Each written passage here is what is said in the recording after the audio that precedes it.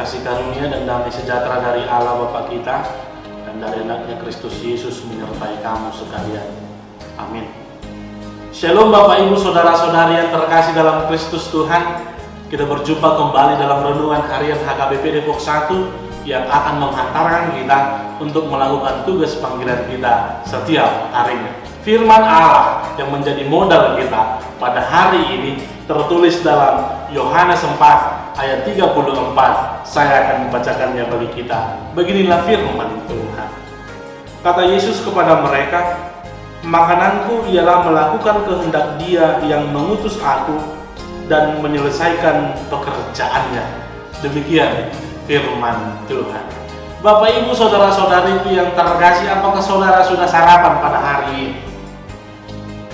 Kalau belum, jangan lupa untuk sarapan.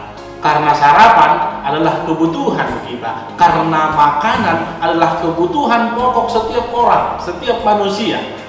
Bahkan kita harus makan 3 kali sehari untuk memenuhi nutrisi di dalam tubuh kita, agar kita boleh kuat, agar kita boleh semangat melakukan segala aktivitas kita. Demikian juga halnya yang dikatakan oleh firman Tuhan pada hari ini.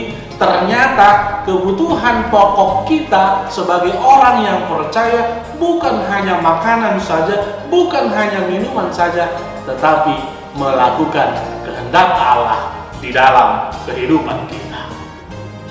Ternyata kehendak Allah itu sudah menjadi gaya hidup, lifestyle bagi orang yang percaya.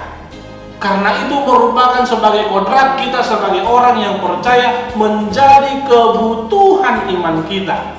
Agar iman kita senantiasa kuat, agar iman kita senantiasa bertumbuh, dan agar iman kita senantiasa berbuah kebaikan. Oleh karena itu setiap orang di dalam hidupnya berbeda pula kehendak Allah di dalam kehidupannya. Contoh seperti saya, kehendak Allah dalam hidup saya adalah merupakan panggilan saya sebagai seorang pendeta. Mungkin Bapak Ibu Saudara-saudari, kehendak Allah dalam hidup adalah sebagai penatua, ataupun sebagai pekerja kantoran, ataupun sebagai guru, ataupun sebagai pedagang. Oleh sebab itu, bagaimana kita mengerjakan tugas panggilan ini sesuai dengan kehendak Tuhan. Artinya ketika kita melakukan pekerjaan kita sesuai dengan panggilan hidup kita, kita senantiasa mengerjakannya dengan berlaku adil dan benar, seturut dengan kehendak Allah. Karena kehendak Allah merupakan kebutuhan hidup kita, sama seperti makanan dan minuman. Ketika kita tidak makan, ketika kita tidak minum, maka kita akan boleh lemas. Demikian juga dengan iman kita. Maka dalam mengerjakan tugas panggilanmu, dalam mengerjakan tugas dan tanggung jawabmu yang telah diberikan Allah, maka lakukanlah itu sesuai dengan kehendak Tuhan. Selalulah berlaku adil, selalulah berlaku benar, karena itulah kehendak Allah di dalam kehidupan kita.